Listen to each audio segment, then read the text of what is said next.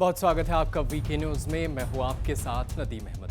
Saudi अरब भारत का रणनीतिक partner है। कई मामलों में सऊदी अरब भारत के साथ हमेशा खड़ा रहा है।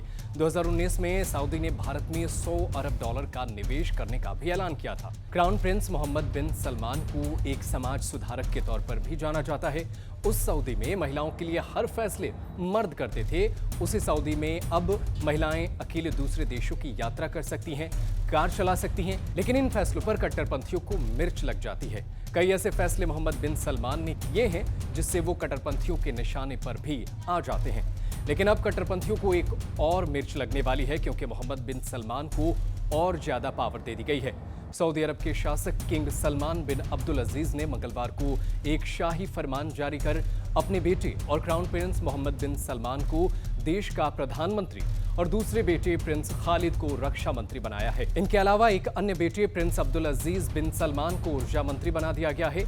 शाही फरमान के अनुसार विदेश मंत्री की जिम्मेदारी प्रिंस फैसल बिन फरहान अल सऊद पहले की भांति संभालते रहेंगे। इसी तरह वित्त मंत्री का दायित्व मोहम्मद अल जादान और निवेश मंत्री की जिम्मेदारी खालिद बिन अल फलह के पास रहेगी।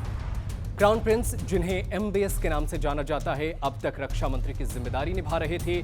उन्हें ही सऊदी अरब का वास्तविक शासक माना जाता है।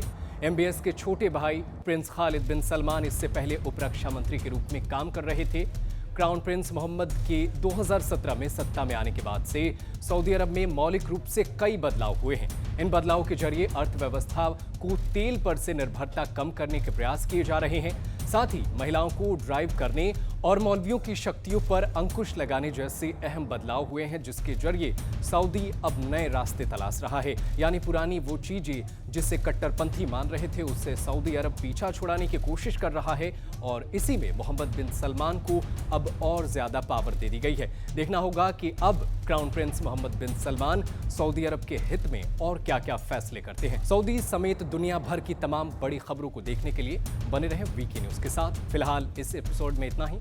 धन्यवाद। वीके न्यूज, राष्ट्र के नाम।